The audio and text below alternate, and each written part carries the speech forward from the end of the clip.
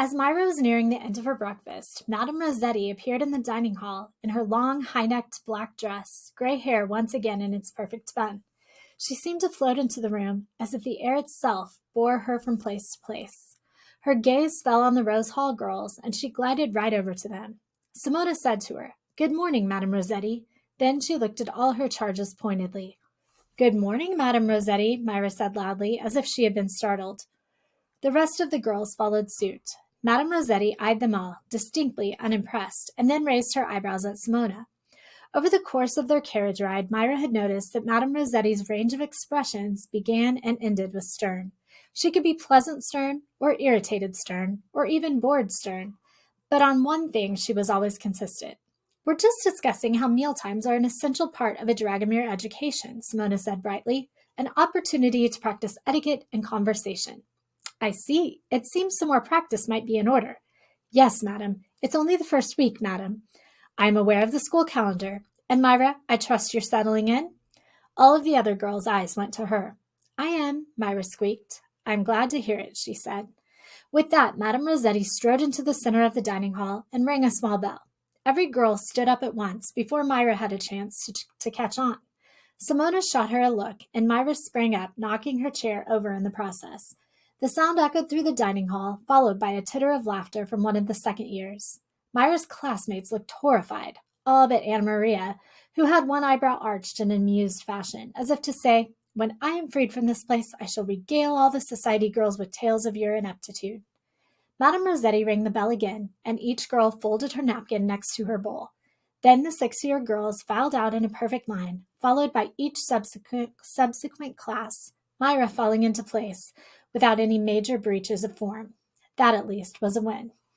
While the other classes headed back to the grand staircase, Simona led Myra and the rest of the first years to a large classroom right next to the dining hall, with 6 rows of dark wooden benches set up facing the front, where a lectern stood along with 3 wooden chairs. The room was lined with enormous tapestries of the sort it would have taken Madame Bandu a year to make.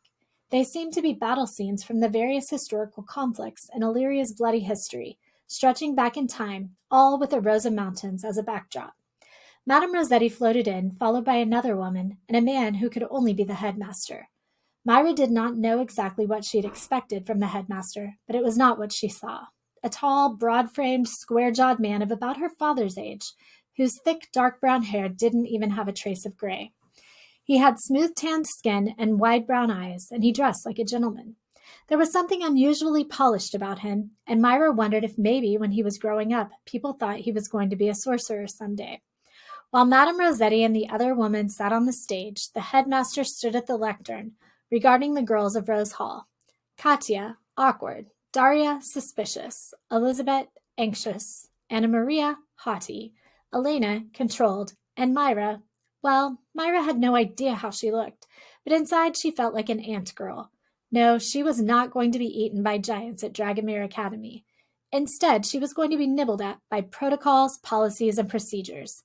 Etiquette, decorum, and mores, not to mention the teachers, the headmaster, and all the other girls, all of whom seemed to suspect there was something very troubled about her indeed.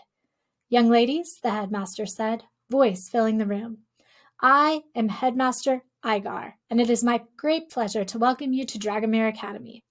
Most of you have met Madame Rossetti, the deputy headmistress, here." She floated upward and nodded in greeting. "And next to her is the woman who will be the primary Rose Hall instructor this year, Madame Zabo." Madame Zabo stood up and gave the girls a small bow. She was the shortest woman Myra had ever seen, about Myra's height, though she added several inches with the hair gathered on the precise top of her head. With her white face, dark hair, and bun positioned where it was, she reminded Myra vaguely of a turnip. "Now," the headmaster said, turning back to the girls, "I want to begin by acknowledging the truth of this place. You were sent here to a school for troubled girls by order of the king. I won't try to pretend that this all mustn't be very unsettling and difficult for you." Myra's mouth twitched. She seriously doubted that the square-jawed man had any idea how she felt. "I understand that attendance at this school can feel like a punishment, but I am here to tell you that it is an opportunity.